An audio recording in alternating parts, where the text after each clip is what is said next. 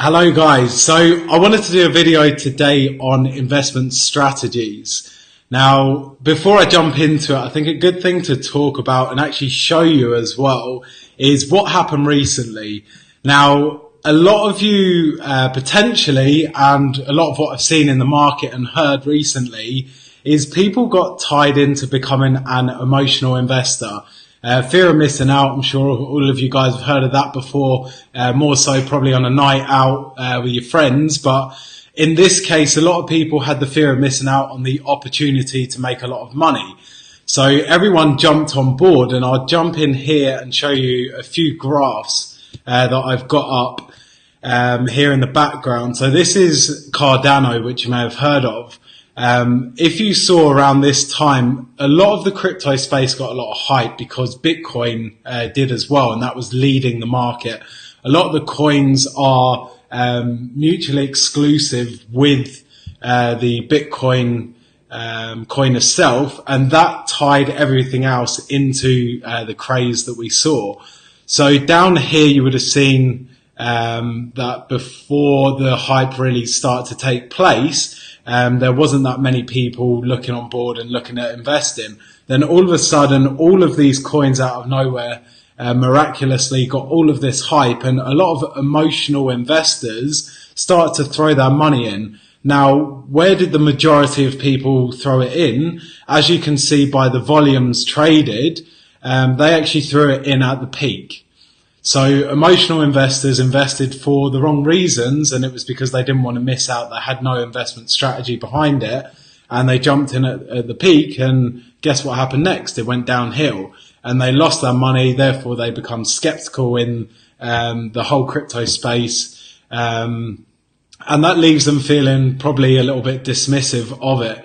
Now, it wasn't just Cardano, it was Ripple, exactly the same pattern. If you look at IOTA, again, very similar pattern, all the volumes here, and then what happened, it spikes down. So I think one thing to be well aware of is not being attached and becoming an emotional investor and being attached to the money, but also having an investment strategy. So when you know what to look for in a coin, you can actually get in at the beginning stages and ride the wave up.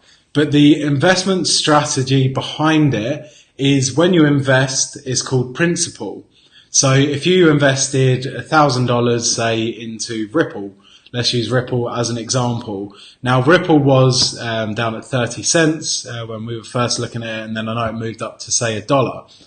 Now, you want to know your exit point before you even engage in a purchase. So if you're buying in at Ripple, as I used the example at $1, if you are looking to 2x, 3x, 4x, whatever you want to do with that coin, you need to know, okay, if I invest at $1, I jump out at $4. Now, when we say jump out at $4, what we like to do is reassess at that point. Do we remove principal, which was the initial investment of $1,000, and keep the 3,000 in there? Or do you want to remove your profits and keep just your principal in?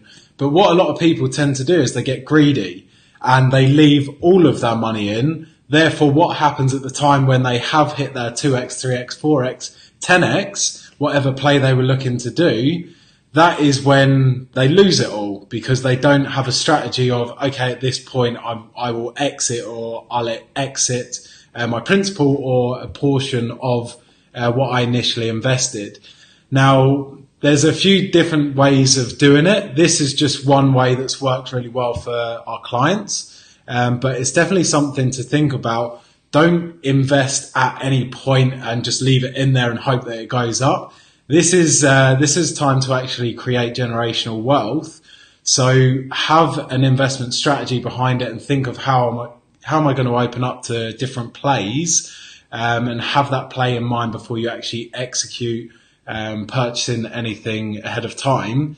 But then also there's different investment strategies of, okay, I may have 5x'd in this one, I remove my principal and then invest my principal into another coin to distribute and differentiate your portfolio across different coins. And yeah, there's a different way to have risk and risk management, which is another topic in itself, which I won't jump into.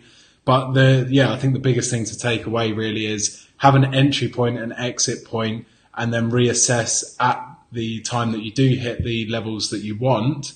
But don't be greedy and don't be an emotional investor.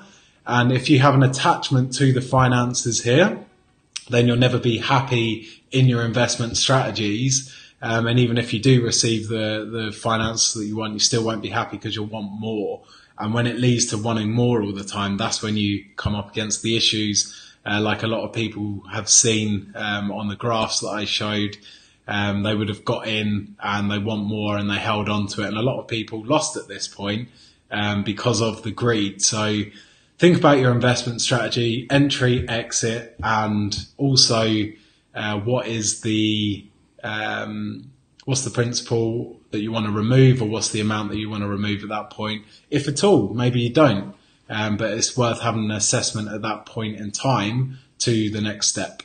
Awesome, guys. Enjoy your evening and afternoon.